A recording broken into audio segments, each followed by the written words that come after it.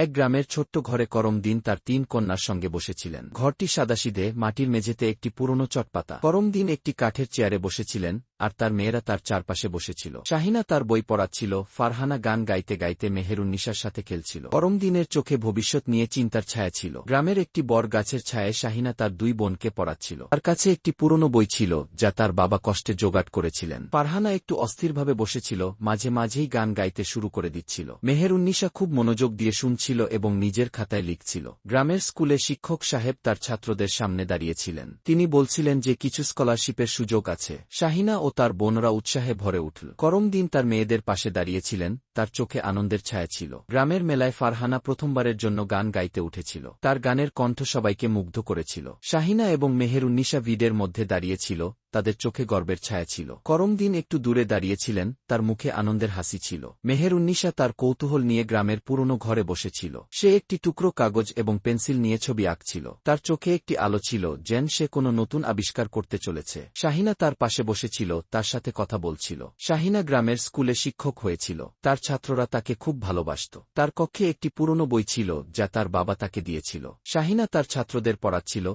তাদের মধ্যে অনেকেই ছিল ফারহানা এবং মেহেরুন্নিসার বন্ধু। শাহিনার চোখে আনন্দের ছায়া ছিল, কারণ সে তার পরিবারের জন্য গর্বিত ছিল। একদিন করমদিনের ঘরে উৎসবের মতো বাতাস ছিল। ফারহানা একজন জনপ্রিয় গায়িকা হয়ে উঠেছিল এবং মেহেরুন্নিসা তার বিজ্ঞানের প্রকল্পে পুরস্কার জিতেছিল। শাহিনা তাদের সবাইকে একত্রে ডেকেছিল। করমদিন তার মেয়েদের দেখে গর্বিত হয়েছিলেন। রাতের অন্ধকারে করমদিন গ্রামের পুকুরপাড়ে বসেছিলেন। তার চোখে ভাবনার ছায়া ছিল। তিনি তার জীবনের সংগ্রাম এবং তার মেয়েদের সাফল্য নিয়ে চিন্তা করছিলেন। তার মনে হচ্ছিল তার সব কষ্টই এখন সার্থক হয়েছে।